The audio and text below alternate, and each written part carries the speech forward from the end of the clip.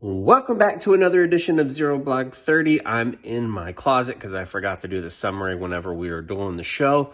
Anyways, today on the show we have Jack Murphy, who is a journalist. He's a podcast host on the Team House, and he's a former Ranger and Special Forces soldier. He just published an article where he talked about drugs, sex trafficking, all kinds of stuff happening in the Special Forces community. You're going to want to hear from him and talk about that and see what's going on with that situation. We also have some other military news roundup, and then we're going to close it out with some save rounds and alibis, including Kate, who had one of the most shocking revelations I've heard in a long time. Let's get it started. Here we go. All right, now on Zero Blog 30, we're privileged to have Jack Murphy back. Jack, as you know, if you've listened to the show for a while, he's in the Ranger Battalion, SF guy. Now he does incredible reporting that everybody else aggregates and acts like it's theirs, Jack. I was pissed for you, dude. Like little tiny hyperlinks in there. Like my man worked hard on this. Give him some fucking credit, right? The game is the game. It really is the game. I mean, we're one to talk. That's what we do, basically. That's literally what I do for a living. Yeah, that's what we do. So we wanted to talk to you about the big story that you dropped this week involving the Special Forces groups, and not just them, but a lot of people at Fort Bragg. Can you give us a quick summary real quick? Yeah, man, I guess the bottom line on it is there was an arrest of a Special Forces soldier last month. Kidnapping, human trafficking, statutory rape. That led to a larger investigation and eventually over last week dragging 15 guys in for questioning on drug-related charges. And that investigation is still ongoing, and it all centers around 3rd Special Forces Group. They're recalling the group battalion by battalion, giving them urinalysis tests. So it's a big deal down at Bragg right now. And is that something that is typical, you being a former SF guy? How often do they bring in everybody for questioning or everybody for a urinalysis? Because in my experience, the elite units typically don't have those unit-wide urinalysis. Is that common? Yeah, I mean, when I was in Ranger Battalion, we got piss tested like every week sometimes. I mean, wow. They were like religious about it. But in Special Forces, never. I was never piss tested the entire time I was there. So yeah, what's going on right now is like highly irregular. Well, is that, Jack, also because I feel like once you get past that threshold and you're part of that community, it's almost seen as though you guys can police one another and they don't have to necessarily worry about you as much as they would maybe a conventional unit? Man, I'd have to throw my bullshit flag at that one, man. Okay. I mean, maybe there is a perception that exists there, but I mean, when you have like a small, like, let's call it what it is, it's a subculture for good reasons. But if it becomes very insular, there's not any sort of like peer review or checks and balances. I mean, it has like a very high potential to just come off the rails, right? And go ahead, Kate. I was wondering, first of all, of those 15 soldiers, 2 of them have been cleared. And I just think for those 2, what a puckered butthole moment that had to have been when they got reeled in, like, oh, what? But again, like, I feel like we have, as a pogue, I have all these ideas in my head of what Special Forces units are like. It's basically the Team America theme song 24/7. And you guys are just busting through every wall you see. But like, I do picture a tighter unit cohesion kind of thing. Like, I guess I'm asking you to wildly irresponsibly speculate here, but it's hard to imagine with that many people roped in. Like, I don't know, wouldn't people had to have been aware of this, right? Like, if these allegations are true, like, I don't know. Can you just speak more to the culture? And like, just seems like such a big case that I have a hard time. How did it get this far, really, is what I'm wondering.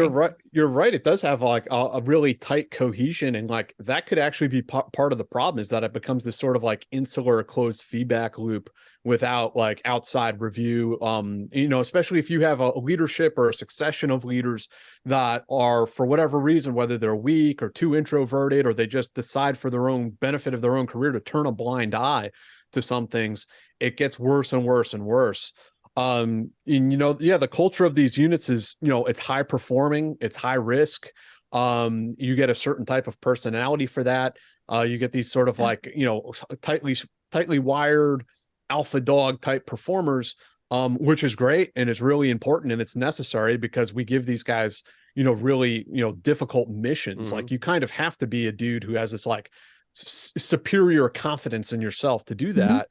But ungoverned, it leads to a lot of Right. problems. Right. It's something that's got to be closely reined, I feel like, or it could spiral into God knows what, and like what we're seeing now. Do you remember from any time you were in? Because people were saying, Cons was saying he saw in the comment sections people being like, well, this is what happens when we're in more of a peacetime. The guys get bored and this is what happens. But I feel like that's kind of a cop out. Like this could happen anytime.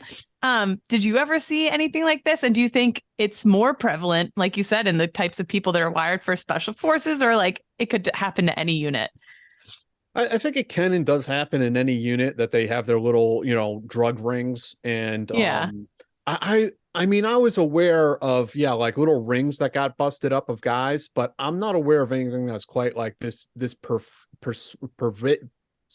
pervasive Yeah. pervasive inside a special operations unit. This just seems to like enrapture like a pretty large segment of 1st Battalion of 3rd Special Forces Group, and then kind of like the tentacles go out in various directions and drag other people into it. But no, I mean, I think it can exist throughout the military. Special forces, like everything They're else, just way better at it when they decide to do it because they got the they go above skills. and they go Yeah. above It's and not beyond, weed, right? it's cocaine and black tar heroin Yeah. that they're getting into. Well, But- it's funny you say that because I mean, heroin's on the table too. There's a whole slew of drugs that I've been told were involved in the ring. I mean, the people so far that I know of are only being charged with cocaine, but I mean, I've heard of fentanyl lollipops, Wow. roofies, And what they're giving this to the mushrooms. true, like they're selling this to other soldiers, or like, can you speak on Yeah. any more details of the case? Or Yeah, that there was a drug dealer in the unit who was selling to all sorts of dudes. Yeah. And it's so it really is like a ring. And in these small units, where there's like tight cohesion, there's this propensity that like if you're not careful, it can become a mafia. Yeah. And like in the sense that like everyone has dirt on everyone else, and then you're all tied into one another, right? Right. And you also have leadership that wants to look out for the well-being, and they don't want to lose maybe good soldiers. They might be doing things outside of work hours that are nefarious, but they might be good soldiers too. And I kind of want to talk about that, and Kate glossed over it, but that excuse that, oh, well, there's no wars to fight, so this is what do you expect would happen? I think we would all agree here that that's complete bullshit, that you can't say like, you just need to know, all right, there's right and there's wrong, and these things are wrong. So how do you, obviously the op tempo was much higher when you were serving, but what do you make of that excuse? Yeah, I mean, it's certainly not an excuse for illegal behavior, but I think it does speak to, what's happening culturally inside these units, that we've had them fighting wars for the last 20 years. We have a generation of young men who are addicted to war. They're addicted to that adrenaline high. They want to slay the dragon. And now they're back home. They're maybe having to deal with a sort of reality that they didn't have to when they were on that deployment cycle. They're struggling to understand what that void in their life that called the global war on terror, what it meant. What was that? What does it mean? I get hit with that all the time. I was on the subway yesterday and I was like, what was that about? Holy shit. Well, Kate, doesn't it sometimes feel like a fever dream? When you look Yes. back on it, like, did that happen? Like that was weird, wasn't it? That was a weird 20 years, wasn't it? It really was. It's a strange. And But, Jack, with your reporting here, because I know you talked to several people and went around, and I remember a story, I think it was about 2 years ago, where there was Navy SEALs involved, MARSOC, and some Rangers. I believe that they were in Iraq still, and they had like a tiki bar set up. And then whenever the murder happened, all of the guys circled around each other and basically formed a wall where all the investigations kind of stopped because nobody wanted to talk. Are you seeing that with these 15, or are you seeing people like, hey, we aren't involved in that and we're not going to be like covering for anyone? There's a lot of like rumors and speculation that I want to be careful around, because who is and is not talking to law enforcement is like this very speculative thing. And, that's kind of dicey, but I mean, I can just tell you on my own personal experience when I like call down at people at Fort Bragg, reach out to them. People know this is happening, and quite a few people are talking about it.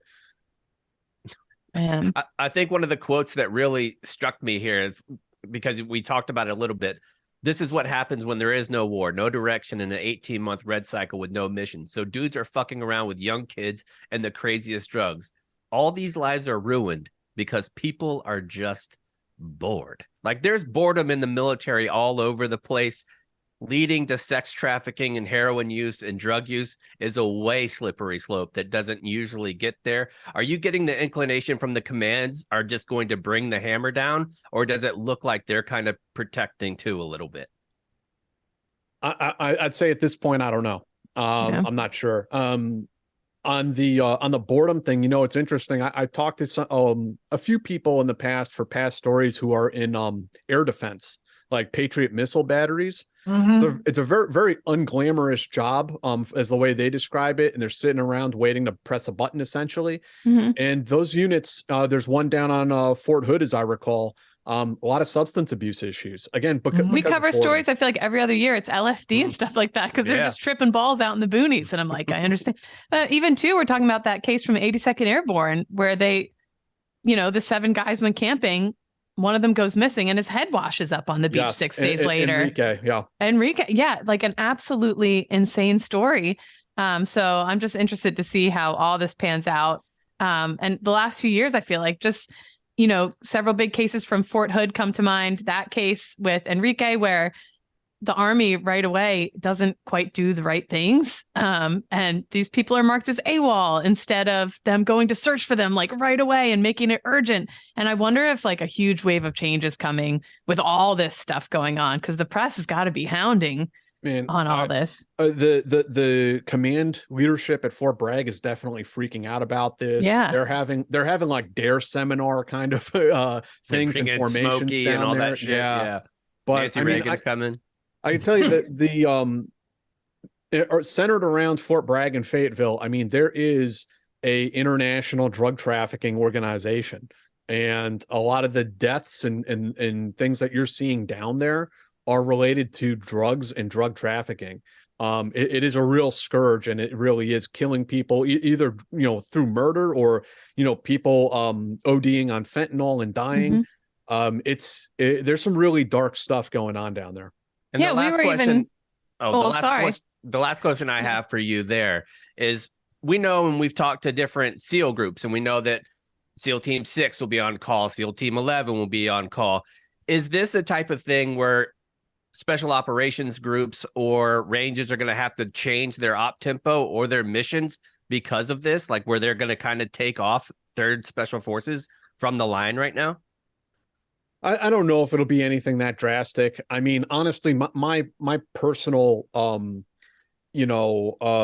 confidence in the ability of CID and JAG to successfully investigate and prosecute criminality in the ranks is like very, very low. I wouldn't be surprised if the charges are dropped against almost all of these guys. Wow. And you see them chaptered out of the military, quietly chaptered out of the military, maybe a handful of guys, and that's it. So, I mean, time will tell, but I mean, I'm pretty pessimistic about it. Well, I mean, where do you think leadership goes from here? Because I think we've given multiple examples now of different special operations units across different branches have issues. And I mean, if you really want to take it big picture, stick with me here. They've been so busy for 20 years. There's been a lot of glamorization in media, in books, and worshiping of these special operators. And, in a lot of reasons, in a lot of ways, deservedly so, because they're they cool are. as hell. Yeah, no, exactly. But eventually that seeps into your brain and you're like, well, I'm an operator. I don't operate on your rules. We do our own thing because we're operators. So I think it's like this pervasive thing across the military. So where does leadership go? How do you tell people that are in, by name, special units, they're not special? Yeah, I mean, that's a very difficult balance to find. When I remember when I was in SF and my team sergeant and others telling us, we're not special. You're just regular army troops. And like that did not land very well with any of us. But I mean, in retrospect, I guess I see what he was saying about, knock it off with the inflated ego. Like you're just a soldier, right? And see yourself that way. But as far as like where we go from here, where the military goes from here, like I've even had people reach out to me, like high level Washington, D.C., special ops oversight and stuff like that. And that's, I mean, we need civilian oversight, yes. But for what we're talking about, the kind of issues we're talking about here, like it has to come from the bottom up. Like there's no Washington, D.C. oversight. There's not some online training program module you can make guys do. There's not a mandatory briefing. There's nothing like that is really going to be effective. Like it has to come from the bottom up and be those like junior and senior NCOs that police this sort of stuff and set the left and right limits for what their soldiers are as far as their ethics, their values, what's important to get the mission done. And that's the only way this stuff can really get cleaned up. And that's what we're all hoping for. Jack, thanks so much for joining us. We're looking forward to more reporting on this and see where it goes. Thank you, my man. Yeah. And it's the Team House hosted by, of course, Jack Murphy and Dave Park, both former Rangers. Yep. I would search for the episodes that I was on personally. Yeah, personally, but check out. Really good. They're on YouTube. They're all over the place. The Team House. Check it out.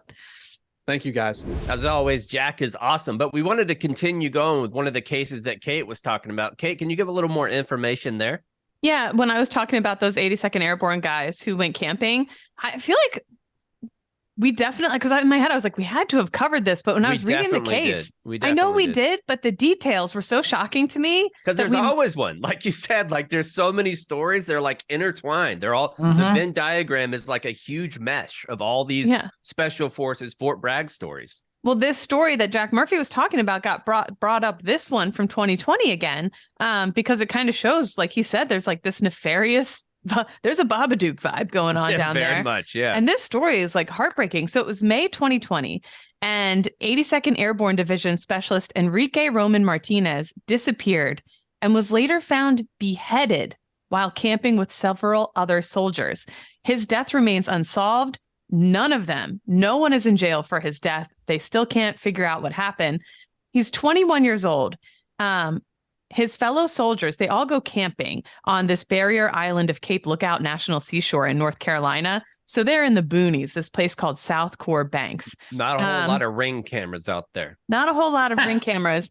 So the guys, this is their story. They wake up in the morning and all of his belongings are in his tent. His phone, his wallet, his key, like everything that belongs to him is still in his tent.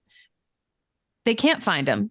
Apparently they go looking around for him, but they run into several park rangers throughout that day, and they never mention that their buddy is missing to the park rangers. So 17 hours go by, and at first the Army marked him as AWOL. And this, again, like I was saying before with Jack Murphy, has been the case over and over and over again, where all these people, like family members were calling his unit being like, this isn't normal, this isn't okay. His buddies were like, this isn't normal, this isn't okay. But instead of doing a mass search and getting everyone looking for the details and getting on this right away, they mark somebody as AWOL, and there's no urgency in finding them. Well, 6 days. And you would think they learned their lesson, because that's exactly what happened with Vanessa Guillen. You would think, like, when we do after action reports, the entire purpose is to find a deficiency and then a corrective action. If one of your soldiers or whoever is missing, there should be instantly a corrective action to bring them back into the fold. Yeah, it loses valuable time in so many different cases. So the soldier who made the 911 call finally, this specialist, Alex Becerra, he tells the dispatcher, well, Roman Martinez had suicidal tendencies and he probably hurt himself.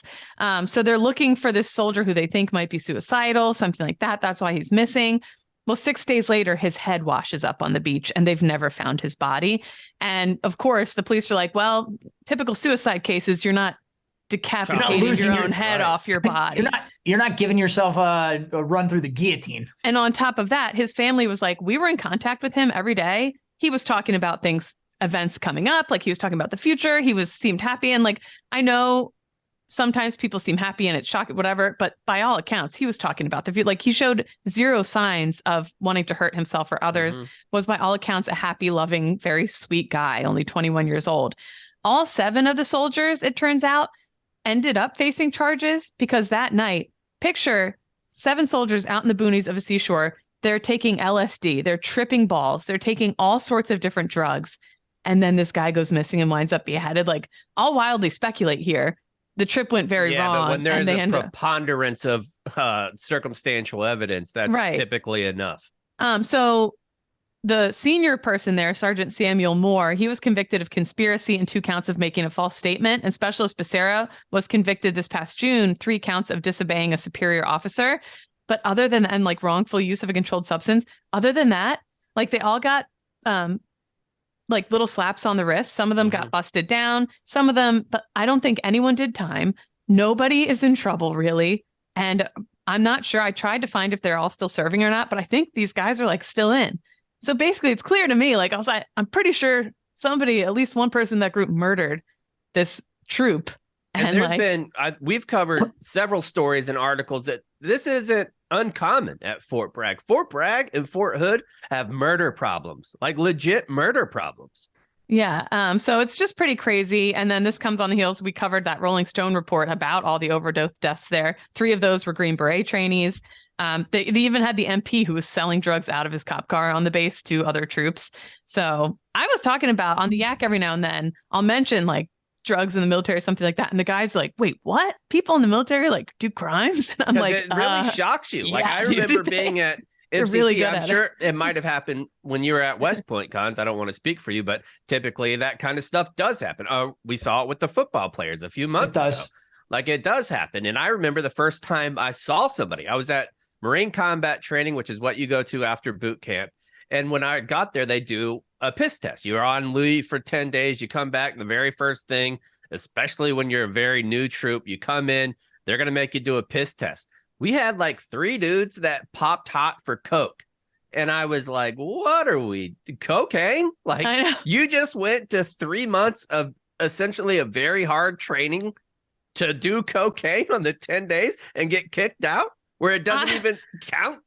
I was shocked when I got in because I was like, guys, cocaine is why I joined the military, but not to do it, to get away from it. Like, what the hell? What are we doing? Well, I think, Kate, what you said about the perception out there is that, the military and everybody is very buttoned up. And I think that speaks to why we don't hear a lot of times about these stories is because people's first inclinations, especially within the special operations community, is to protect their reputation. And they do not want others to find out what is actually going on. And again, I don't know how many times we can say this, but at the end of the day, you're still dealing with 18 to 25-year-old young men and women. 18 not and 25. In this case, not in Special Forces case. Not in Special Forces. Those are even older. So you would think their decision-making would be a little more in tune, but it's clearly not. So the average age of this group was 52, actually. Yeah, it's all comprised of all those AWOL folks that we talked about, all the olds that they bring back. Yeah. And that's kind of crazy. The only thing, you would think, going back to how nobody was really charged, because of the nature of the circumstantial evidence, I don't think you could actually legitimately pin a murder on any one individual. But it is kind of surprising to see that the worst thing was like busted down in rank when everything points to for the family. That has to be fucking agony. I feel so bad for the family. When you're like, the answer is right there. Right there. It's not about what you know. It's about what you can prove. Yeah. Correct. For the record, I didn't do any drugs when I was in. I waited until I got out to continue. Thank you, Kate. Appreciate that. All right. Katie News Roundup here. And boy, is this a Babadook episode. This whole episode is a bit of a downer. Up the sheet that came in this time, I was like, we're trying to do happier stuff. We got fucking murders. And the next one is a doozy. Yeah, this is very, very bad. So first up, a story out of Fort Rucker, Alabama, where a soldier was arrested this week after brutally attacking a fellow soldier with his e-tool. Okay, Private Abdul N. Latifu, 21, from the Bronx, died from injuries sustained in the attack. Both soldiers were students in advanced individual training, AIT. And what's AIT? Basically, like AIT is just what you go to right after basic. That is, you try out a bunch of the weapons you do, right? No. It's when you decide like, okay, I'm going to this branch within the Army, and it's a specialized infantry training or artillery training. Yeah. It's their MOS school. Yes. They were in the second leg of their MOS school for infantry, I guess, when this took place. The perpetrator has not yet been identified by officials, but they've got him in custody. The attacker used an Army-issued entrenching tool, a small steel folding. Everybody gets issued one of these. It's always on your pack. Always, it looks like a little pocket. You open it up, and it's like the pocket knife of shovels. It folds out. It's about this. It's like a foot big, and you can dig do a so trench many with things it. with it. Yeah. I feel like it's the most useless shovel of all time. Well, I hated that thing. disagree. Have you guys seen the Chinese e-tool? It puts our I e-tool think so. to shame. Like Yeah. they will build like legit huts and shit with their e-tool. They have we have it like the sharp blade on the side, but it's nowhere near what they have. But worth noting, it does have a very sharp blade on the side. And part of the training, like McMap and all that stuff, is they teach you weapons of opportunity. If you're ever caught in a situation where you don't have your rifle on you, what do you have around you? And one of the things they tell you is take your e-tool and start, and unfortunately, in this case, that had to be absolutely fucking brutal. CID is investigating the killing. There's no incident. They're saying there's no indication it was a hate crime right now, but they're looking further into it. But holy shitballs, that is not great.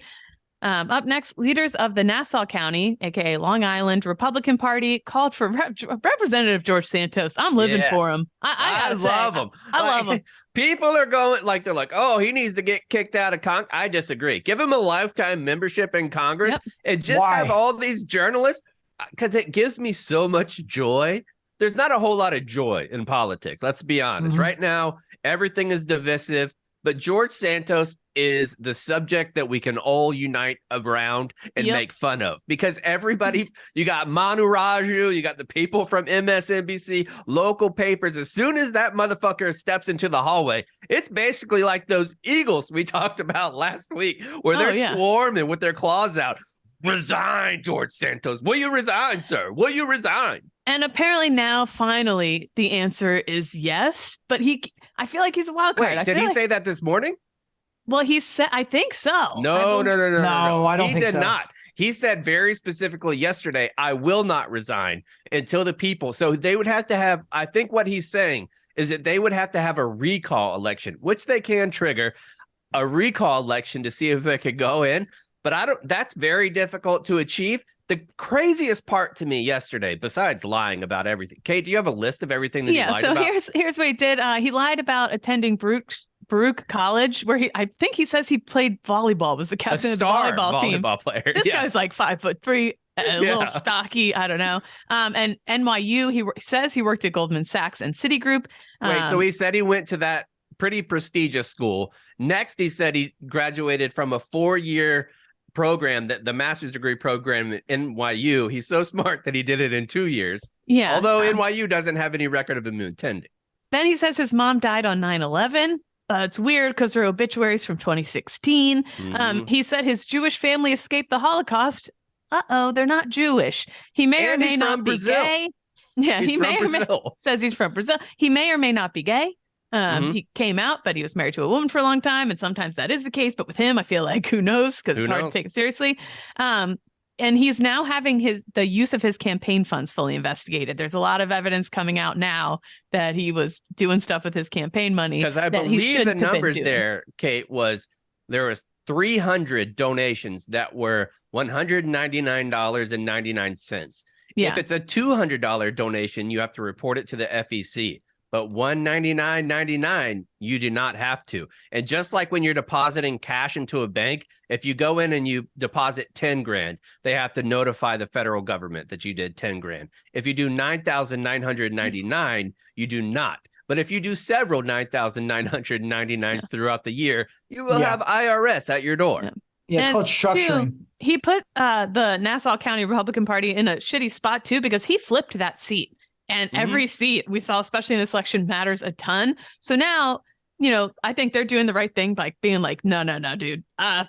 We might lose a seat here. Who knows how this is going to go, but you've got to fucking go, man. Well, Kevin McCarthy, the new Speaker of the House yesterday, was interviewed about it. And he was like, this is the person that the people of his district showed. So unless they say something, I'm not going to say something. They're like, Mr. Speaker, will you put him on committees? And he was like, yes, because he's a member of Congress.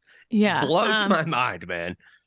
But people are like, so this guy, this comedian I follow, posted George Santos is walking down the hallway and his coat's flowing and he's getting by all the press. And he's like, this queen lives for the drama, the flashing lights of John Waters' character. He's just, and I do. And that guy used to be Madison Cawthorn's chief aide. That checks out.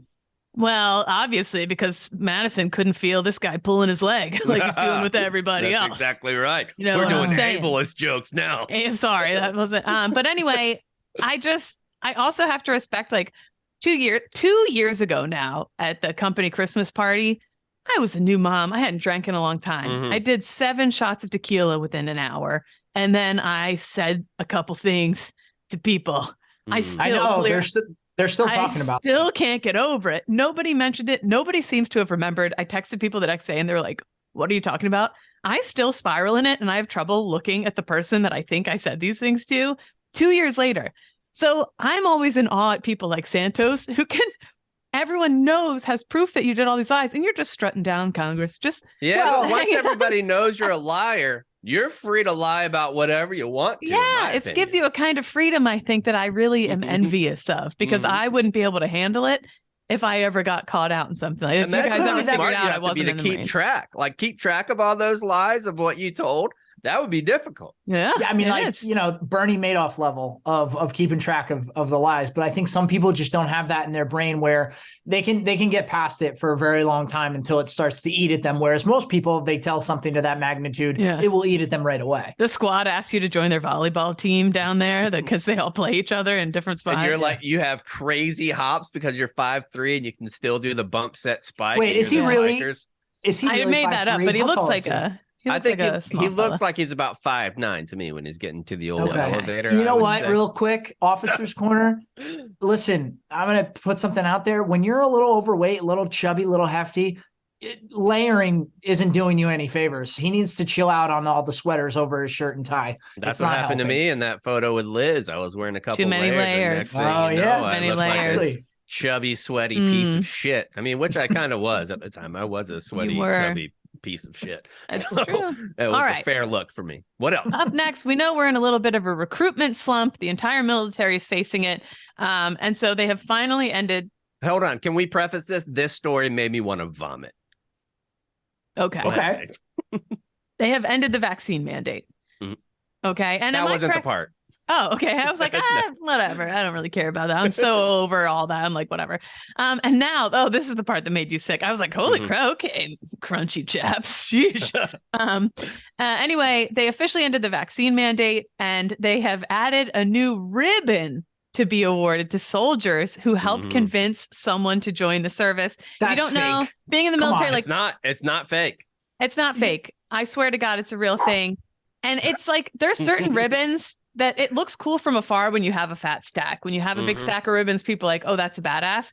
But when you get a little bit closer and you and your buddies are like, oh, that guy just has like a good cookie, which means you went like 2 years without getting in trouble. E3s in the Air ribbons everyone Force will gets- have one at their nipple and it goes up to their necks. Like they get one for everything. And you find out they're like Girl Scout, like Girl or Boy Scout ribbons. Like, oh, we sold 30 cookies at the fair last year. You got a ribbon. And this is one of those. It's awarded if you convince someone else to join. It used to be you got maybe bumped up in rank and you got a little extra money if you did such a thing. And now you get a ribbon for it. It's called the Peer Pressure Trickery Ribbon. And it's a small stick figure lying to another stick figure about great pay and seeing the world. That part's made up, but there is a ribbon now. Yeah, there is That's a ribbon. ridiculous. Like, obviously, in the civilian world, you get a lot of companies have a bonus if you refer someone and that they ultimately get We hired. do at Barstool. Really? Okay, there you go. Didn't know that. but Not that's for the like content side, but for the No. business side. Oh, Yeah, I was like, but I know this dude that's gonna. Yeah, okay. that's a really standard thing in corporate America. This is a preposterous What if you're with thing. someone who gets fired from Barstool? What do you get then? Nothing. What if Nothing. you have a baby with them? Okay. Oh. Okay. Up I next, I can't do with all these participation trophies. What else, Yeah. Kate? it's tough. So who knows? Maybe that'll turn things around, and we'll be back to our regular numbers. The Air Force We won't. Academy That's not said. going to work. No, that'll never work. Air Force Academy said they're seeing a lot more interest now. My beloved Air Force Academy. Anyways, a naval coastal patrol ship intercepted a fishing vessel smuggling thousands of AK-47s from Iran to Yemen in the Gulf of Oman. Apparently, the ship's captain was like, "Oh man, this is gonna suck." Overall, the Navy uncovered 2,116 AK-47s, or, I'm not a math lady, or just one AK-99,452, depending on how you do the math there. Boo. Boo. Anyway, does Iran get mad at us about that? Or are they like, hey, you can't take that. You can't take our stuff because we took them. We took all those AKs. I think we're both kind of goofing in these Okay. goals. I think Iran just maintains a healthy disdain for us for everything. So yeah, I think they don't like us no matter what. They come up on our boats. We come up on their boats. It's just a little game of cat and mouse that we play with countries with not nuclear weapons. Shout out to Iran for not having a nuclear weapon. That's probably a good thing. All right, let's move on to, or do you have anything else, Kate? And last thing, Air Force, unfortunately, a sad story out of the Air Force Academy. An Air Force cadet passed away. C3C Hunter Brown died Monday after suffering a medical emergency on his way to class. And as always, in tight-knit groups like that, my heart just goes out to the Academy there. So thinking of everybody out that way and his family. No doubt. Yeah, and I'm sorry, just really quickly with that, the people who use that as an opportunity to further their, crusade against vaccines and try to say oh, did he get the vaccine? Because there's the crazy people right now who are trying. Yeah, there are people who are trying to tie the vaccines to people just dropping dead. If you can't see this as just like a horrible thing and put your own personal beliefs aside and just let that be, you need to go outside and touch some grass. I just think that's horrible when people always use things of this nature to further their own agenda. It's just really disgusting. Yeah, it sucks for the family too to see that shit. So exactly. Right, let's move on to some save rounds and alibis. All right, save rounds and alibis cons. Today we'll start with you. What do you got, my friend? Two things. Good news. I'm sorry for taking so long to bring this up. It's happened, I guess, maybe a week ago or so. Some good news out of West Point. There was an incident during a hockey game when one of our hockey players had his throat was cut by a skate. Jeez, and one of our athletic trainers, Rachel Leahy, sprung into action and she saved his life. Wow. So credit to Rachel Leahy for springing into action, the trainers from the other school who are able to help her. And that's just really amazing. And I think we need to prop up people of that nature. And this was also on the heels of the Damar Hamlin situation that happened in the NFL. So it was just really great to see that she was able to save that boy's life. And then lastly, last night, I did something and I realized while I was doing it, I had never done it before in my entire life. I went to the movies with two of our colleagues, Fights and Bob Fox. However, I got a text on Tuesday night from John. He's like, hey, what are you doing tomorrow night? And I said, I don't have plans. He's like, you want to go to that new movie Plane with Gerard Butler? And before I said anything, I said, yes. But the thing that I had never done, I went into this movie, I had no idea anything about the movie, nothing what it was about. I knew the name was Plane. I knew Gerard Butler was in it. I sat down in the movie and I knew nothing. And it was so enjoyable going into a movie, just knowing nothing. And it was awesome. It was a good movie. It was a harken back to the old 90s action movies that are just like 90 minutes. You get in, you get out, really clean ending, good ending. And it was fantastic. But it was just interesting that I agreed to do something without any sort of research. They kind of have that option on Netflix too. Might be able to do that, where it's just like random picks. And then instead of scrolling through 1,155 things every time you want to watch. I usually Google the ending before I watch something. I'm like, am I gonna like the ending? If I don't, I'm not gonna watch it. Yeah. Wait. Every book I read the last few pages before I start it. Oh yeah. That is psychotic. Yeah. I mean, is just Uh-huh. I mean, of all the preposterous things that you've said, you spoil every movie for yourself. I spoil almost. I type in summary, name of the thing, and I scroll right to the bottom, and I'm like, "What's this? What's the ending going to be here?" Do you read the cliff notes of movies before you do it? And especially if the movie's based off a true thing, I'll go find all the news articles on what it's about. I make sure That's I know. That's a little different. That's a little different. I gotta say, Kate, this is the most disappointed I've been with you. This is horrible. You typically like wonder and you like those kind of things and going down rabbit holes. Yeah, not here. I want to know. Am I going to like the way this What's turns the out? I don't want to point? be bummed at the That's end. disappointing. What's the That's point of watching the disappointing. movie if you know it's how it's going to end? Read the summary of Marley and Me at the end. I said, I'm not watching this. Oh my I'm God, not into man. it. But I don't No, understand. Nobody I would don't- ever watch Old Yeller. Wait, but how do you Spoiler get alert, he gets shot in the head from rabies. Yeah. how do you Yeah, get no. enjoyment out of any movie, even if you read like, all right, this is a good one? How do you get an enjoyment if you Well, already she know text- what's going to happen? She texted me a couple weeks ago, said she was getting back into movies. Kind of. Yeah, like I'm she getting got back into movies again. But yeah, no, I guess I don't. Well, All books right, too. let's go over to Kate. What do you got for Save Rounds? I talked about how my son he was right at the edge of his bite limit for daycare for being kicked out. Yeah. I get off the train yesterday. His daycare is right down the block. I think, let me just run up and get him. But then I'm like, oh, maybe I want to walk around town with him because it's a little lighter out lately. So let me run to the apartment first, drop off my backpack, and then go get him. In the span of that 10 minutes where I chose to not get him right away Oh is no. when bite number 10 happened. If I had just He was gone to probably get him, like, this bitch. oh, good. It's 4:45. Good. Oh, good, Mom. You don't want to fucking pick me up? Regrets coming. Yeah. Yep. And it You, was, Charlie, come here.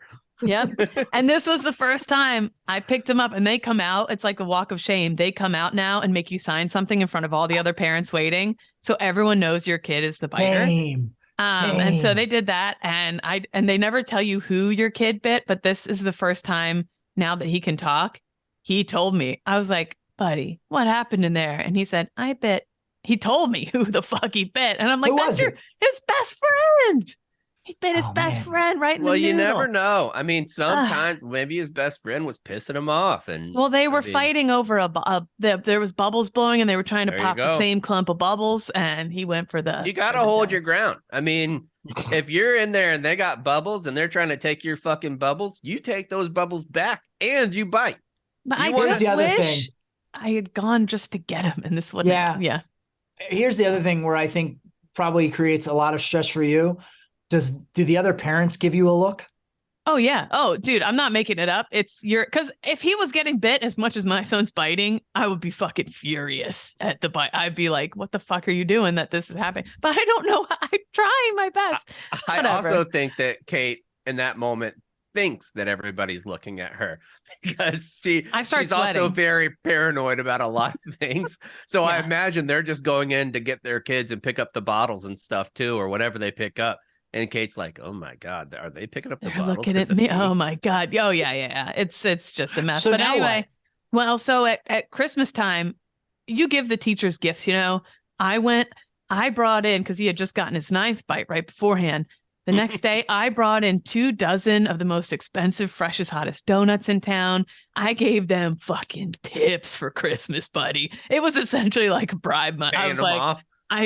was like, Merry Christmas. Merry Christmas. And so I'm hoping, because then they Hey, it called actually me. works. You're in Rutherford. You're essentially acting like the mafia. Right This now. You're is just North paying Jersey. people off. Okay. Yeah. I told them I knew where they lived and what their families look like. Mhm. So, Get an ice pick in her pocket. but he had gone like over a month without doing anything, and he was doing so good. So the lady called me last night, and they're like, "Well, the other parent is like being chill about it. Thank God." And so we're gonna extend. But now, if it Yeah, I think this is unfair, Kate. You got to it's talk so to him about it. stressful. Like what? I mean, what is he supposed to do? And I think if he made it a month, you clear that out. Like you get rid of it. If it's you got to know. start new. I think. But he should 1 be on month 2 without a weeks bite. of this is supposed to be his 2 week suspension, but they're waiving that for now. But then I think it's like automatic out now if it happens again. So I'm back Do to they the have same old in-school stress wheel. suspension? I wish ISS. I got that a couple times. Me too. I didn't know suspension occurred at daycare. I'm sorry. Threw a Snapple can at Brian Seymour's head. Probably He deserved sounds it. like a Made real fun of cunt. me for being Mhm. flat. Oh, Oh, that's Well, not you're- right. no, you gotta hold your ground there, Kate. What'd you do? I used to put a tube sock sideways in my bra, thinking it would give me a little extra oomph, but it made my tits look like an L shape, and I got made fun of as well. Con, you ever stuff your pants to make your dick look huge? Can't say that right now. Now, I knew the balls would be too obvious, but I was like, just one layered tube sock to give me an extra couple centimeters. Natural. Then I thought I could put stack socks in it. to make my cock. You know look what? huge. No, you have not. I know will. what was- Right now, I'll do it. Okay. And I'll put on a condom for no reason. Okay. growing up in the 90s, there were so many women that were glorified, like Pam Anderson, Carmen It was Electra. a big titty time. I feel like we've kind It of got was. away from that. And there's always Yeah. posters that said milk with milk all over them. Fucking weird. But I Yeah, used we to gotta go in bring that Spencer's back. all the time. Yeah. Spencer's the first time I ever Spencer's. saw a dildo or a nipple. Big place Yeah, there. Spencer's a great place I for tell you what. expanding your mind. If I walked into a Spencer's right now today, I would beeline it to the posters and look at every single one that they got rocking there. And Jenny McCarthy would definitely still be there. Oh yeah, probably. Mhm. Same one. Yep. Who was your top crush growing up? Kate, you first. Was it Prince Harry? I mean, Prince Harry is up there for sure. But this one, the second worst one, which makes me sick to my stomach now. I don't know what was going on in here. Weird Fucking the Aerosmith guy. Oh, yeah. Steven Tyler. Steven Tyler? Tyler. Ugh. Didn't you like his mouth? Isn't that what it was? It was something. It was like to me, I was like, this guy's fucking rock and roll. And by this point, he was already like 65 and gross. And I was like, that's what rock and roll is when I was in like middle school. Yeah. Cons. Jenny McCarthy. So Probably. Kate's are Yeah. fucking Prince Harry and Mick Jagger, or who was his name? Who's Steven the Tyler. Potato, Steven potato. Tyler. What does Yeah, it matter? might as well be. Yeah. Wow. Mm. Cons, What about please you? do better. I said, yeah, Jenny McCarthy. Oh, Jenny McCarthy. Yeah, Not bad. yeah. Not bad. What about you? Easily. Man, I still get worked up thinking about Jennifer Love Hewitt. My Oh, goodness gracious. yeah. Yeah. To her, and there was a change in my life with Sarah Michelle Gellar when she was in Wild Things and she was kissing on Naomi Campbell. No, was it Naomi Campbell? Well, that is The movie where they kiss completely and it's a wrong. string of Wait, spit. time out. Who's Time out. That Naomi was, Campbell? Wait, is, wow. is that the model? Yes. you are Steve. you are thinking of Nev Campbell and Denise Richards in Wild Things. Yeah. Okay. Oh, no. What movie am I thinking of? The You're one thinking with of where they kiss and there's the string of spit that comes Yeah, from yeah. Cruel between them. Intentions. Cruel yeah, with Intentions. Reese Cruel Witherspoon. Intentions. Also, Reese Yeah. Witherspoon. I'd hop in with that whole crew right there. Bring on fucking Ryan Phillippe too. We'll get something weird going. It'll be like the Yeah. 70s. We'll roll around in some mud, stick stuff in different places. No. It'll be fucking sick. I always knew Retreat. Ryan Phillippe was too good for me. No, he's not. No, he he's is. Not. No, he's he is. not. He's in some runoff of Shooter. He's not too Yeah. good for you. I was too good for me. Anytime Still you're is. in the TV show version of a movie, you're on the downside of your career. Hey, Still- also, still sorry, too that good. just reminded me. At this point, folks have probably seen Chaps' team smoked my team in the Oh, dozen, yeah. just Mhm. absolutely crushed us. Mhm. Two things I will say. Number one, your guy Ebo was on fire. That dude had all sorts of knowledge in that dome of his. He And then did. number two, I didn't know what to expect out of you, Chaps. Mhm. I guess I should have I expected love you guys, more. but I gotta go so I can catch up. Okay. See, okay. I guess I should have expected more given how much we talk about Jeopardy, but I was pleasantly surprised with how much knowledge you had about anything. Like you were throwing out answers. I was like, damn, I didn't expect him to know any of this stuff, but you did. Yeah, I've always said that I'm kind of a jack of all trades, master of none type of guy. I feel like I have cursory knowledge of a lot of things and deep knowledge of absolutely nothing in the world except for how to train dogs. That's about Yeah. it. That's the only Yeah. thing that I would be an expert on. That's it. We'll see you guys back here next week. It's on the retreat.